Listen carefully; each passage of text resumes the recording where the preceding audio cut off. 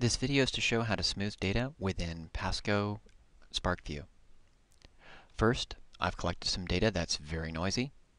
Next, I'm going to apply the smoothing function so that I can smooth the data so I can see the underlying features to this data set. First, I'll select the Cross Tools, and then I will select Calculated Data. I'm going to create a new calculation, and I'm going to call this new function Smoothed Data. I'll now select the equal sign from my keyboard, and I'm now going to select Special To from the selection of different functions within the calculator. Then I'm going to select the Smooth function. The Smooth function comes with 3 arguments.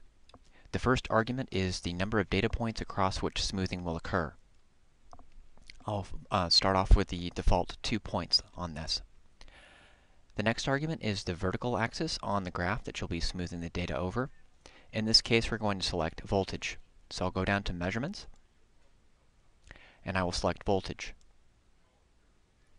For the last argument, since I'm collecting this versus time, I'm going to select Time. So I again go to Select Measurements, and I will select Time.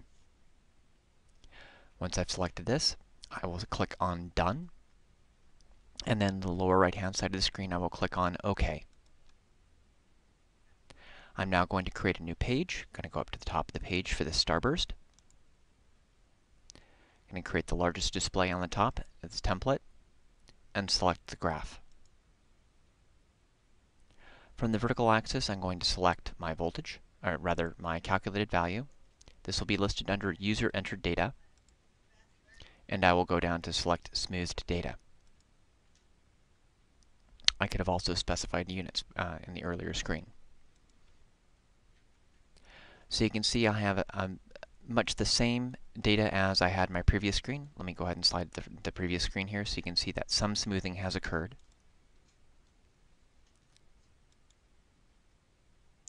Advancing back to the other screen, I'm now going to go back into my smoothing function and choose a larger value for my first argument. Again, I'm going to select the Cross Tools, going to select Calculated Data, and now for the first argument, instead of 2, we'll go ahead and select 10 so that it will average the values, or smooth the values rather, over 10 data points rather than the default 2. I'll again select Done and OK. So you can see that the data has changed quite a bit. It's smoothed it out. The noisiness has gone down quite a bit. And we can compare that with the previous slide, which shows the raw data. So you can see the amplitude has been decreased quite a bit, as well as decreasing the outliers that we have.